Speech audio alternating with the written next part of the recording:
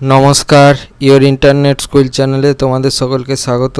তো আজকে আমরা তোমাদের ক্লাস 7-এর রায়ান মার্টিন কোশ্চেন ব্যাংক অনুসারে মডেল সেট 7-এর পরিবেশ ও বিজ্ঞান বিষয়ের প্রশ্নগুলোর সমাধান করব। তো দেরি না করে চলো ভিডিওটা শুরু করা যাক। তো প্রথমে বলেছে একে সঠিক উত্তরটি নির্বাচন করো। একটা বলেছে ফুটন্ত জলে ফারেনহাইট স্কেলের পাঠ হলো সঠিক উত্তরটা অপশানটি 212 ডিগ্রি ফারেনহাইট। দিয়ে বলেছে 10 সেকেন্ডে একটি পোকার সরণ 20 সেমি হলে পোকাটির গড় বেগ হবে সঠিক উত্তরটা option C 2 centimetre per second. তিনি বলেছে কিউপ্রাস ক্লোরাইডের সংকেত হলো সঠিক উত্তরটা অপশানে CuCl। পরবর্তীতে 4 বলেছে মানব মস্তিষ্কের বিকাশে সাহায্য করে সঠিক উত্তরটা অপশান বি আয়োডিন। পরবর্তীতে 5 বলেছে প্রোটিন ও শক্তির অভাব হলে কোন রোগ হয় সঠিক উত্তরটা অপশান সি ম্যারাসমাস। পরবর্তীতে 6 বলেছে ভারতবর্ষের আন্দামান ও নিকোবর অঞ্চলটি কোন হটস্পটের অন্তর্গত সঠিক উত্তরটা অপশানটি সুন্দাল্যান্ড। পরবর্তীতে বলেছে চিকুনগুনিয়া রোগটি ছড়ায় সঠিক উত্তরটা হবে অপশান সি এডিস মশকি দ্বারা আর কি। পরবর্তীতে 2 বলেছে শূন্যস্থান পূরণ করো। একে বলেছে প্রচ্ছায়ার চেয়ে উপচ্ছায়া অঞ্চলে আলোর পরিমাণ তুলনামূলকভাবে ড্যাশ। উত্তরটা হচ্ছে কম। পরবর্তীতে বলেছে 2 প্রত্যেক ক্রিয়ারই সমান ও বিপরীতমুখী ড্যাশ আছে। উত্তরটা হচ্ছে প্রতিক্রিয়া বল আছে। পরবর্তীতে বলেছে 3 কোনো পরমাণুর প্রোটন সংখ্যাকে তার ড্যাশ বলে। উত্তরটা হচ্ছে পরমাণু ক্রমাঙ্ক। পরবর্তীতে বলেছে কাঁচে সবুজ রং করার জন্য ড্যাশ যৌগ ব্যবহার করা হয়। উত্তরটা হচ্ছে ক্রোমিয়াম অক্সাইড। পরবর্তীতে বলেছে 5 ড্যাশ জাতীয় খাদ্য উপাদান থেকে শক্তি পাওয়া যায়। উত্তরটা হচ্ছে কার্বোহাইড্রেট। পরবর্তীতে বলেছে 6 অনেকগুলি খাদ্য শৃঙ্খল পরস্পর সম্পর্কযুক্ত হয়ে ড্যাশ গঠন করে। উত্তরটা হচ্ছে খাদ্য জাল। পরবর্তীতে বলেছে মেঠে ইঁদুরের চামড়ায় থাকা র্যাট ফ্লি ড্যাশ রোগ ছড়ায়। উত্তরটা হচ্ছে প্লেগ। 3 বলেছে বেমানান শব্দটিকে খুঁজে বার করো। 1 হবে হচ্ছে চকচকে স্টিলের বাটি, 2 হবে হচ্ছে বেগ, 3 হবে হচ্ছে Cl-, 4 হবে হচ্ছে পিত্তরস, 5 হবে হচ্ছে ডালের জল, 6 হবে হচ্ছে ইজিপ্ট, 7 হবে হচ্ছে কালাজ্বর। 4 বলেছে প্রদত্ত বিবৃতিগুলি সত্য বা মিথ্যা লেখো। 1টা বলেছে সূচিছিদ্র ক্যামেরায় বস্তুর প্রতিবিম্ব গঠিত, এটা মিথ্যা। 2 বলেছে কাজ করার সামর্থ্যকে শক্তি বলে, এটা সত্য।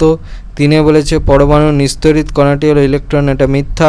4 তেঁতুল জলে লিটমাস কাগজের রং নীল হয়ে যায়, এটা মিথ্যা। 5 বলেছে প্রোটিন জাতীয় খাবার শরীর গঠনে সাহায্য করে, এটা সত্য। 6 বলেছে উপকূল অঞ্চলে ম্যানগ্রোভ অরণ্য ঝড়ের বেগ কমিয়ে দিতে পারে, এটা সত্য। 7 বলেছে যেসব খাবারে প্রোটিনের পরিমাণ বেশি সেই সব খাবারে সহজে ব্যাকটেরিয়া জন্মায় না, এটা হচ্ছে মিথ্যা। পরবর্তীতে 5 বলেছে এ স্তম্ভের সঙ্গে বি স্তম্ভের সম্পর্ক স্থাপন করো।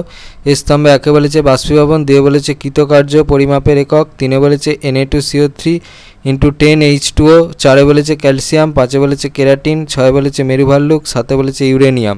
বি স্তম্ভে এতে বলেছে মেরুদণ্ডের হাড় বেঁকে যাওয়া, বিতে বলেছে বিপন্ন প্রাণী, সিতে বলেছে তেজস্ক্রিয় পদার্থ, ডিতে বলেছে লিনতাপ, ইতে বলেছে পোড়াচুন, এফে বলেছে চুল, জিতে বলেছে জুল, এইচে বলেছে কাপড় কাচার সোডা। তাহলে 1এরটা ডি, 2এরটা জি, 3এরটা এইচ, 4এরটা এ, 5এরটা এফ, 6এরটা বি, 7এরটা সি হবে। পরবর্তীতে বলেছে 6 নিচের প্রশ্নগুলোর একটি বা দুটি বাক্যে উত্তর দাও। 1 বলেছে বৃষ্টির পর আকাশে রংধনু দেখা যায় কেন। উত্তর এখান থেকে এই পর্যন্ত লিখবে। পরবর্তীতে 2 বলেছে নিউটনের দ্বিতীয় গতিসূত্রটি লেখো। এই প্রশ্নটার জন্য এই প্রশ্নটার এই দ্বিতীয় সূত্রটা লিখতে হবে এখান থেকে এই পর্যন্ত। পরবর্তীতে বলেছে 3 নিম্নোক্ত বিক্রিয়া দুটি কী ধরনের বিক্রিয়া তা উল্লেখ করো।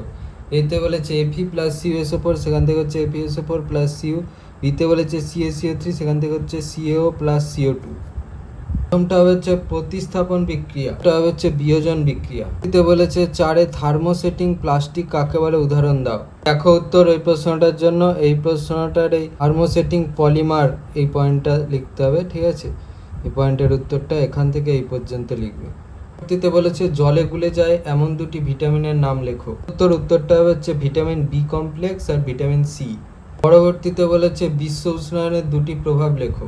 এই প্রশ্নটার জন্য এই প্রশ্নটা থেকে লিখতে হবে।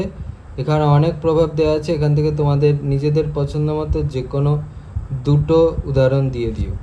পরবর্তীতে বলেছে যক্ষা ও কলেরা রোগের বাহকের নাম লেখো। রোগের বাহকের নাম হচ্ছে ব্যাকটেরিয়া, রোগের বাহকের নাম হচ্ছে সাধারণ মাছি।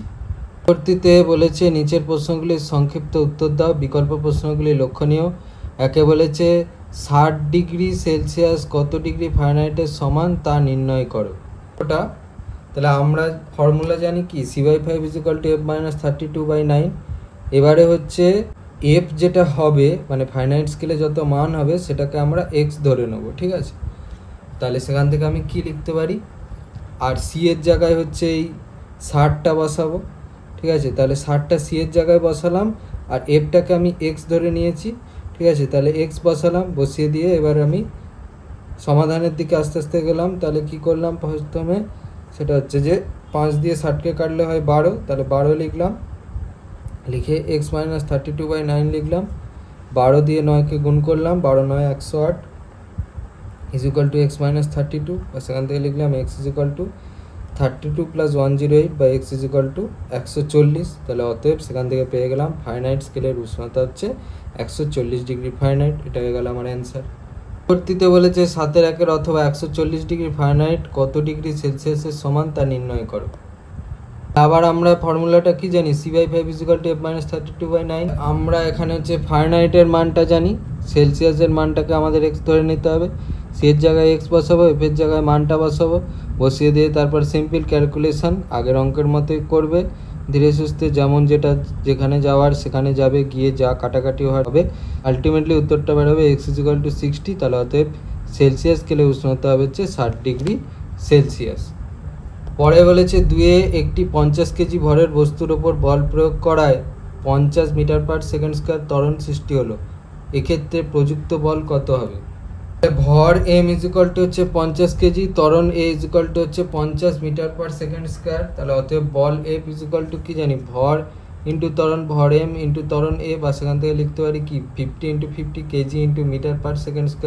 সেখান থেকে পাচ্ছি হচ্ছে 2500 নিউটন। এটা হয়ে গেল আমার অ্যান্সার।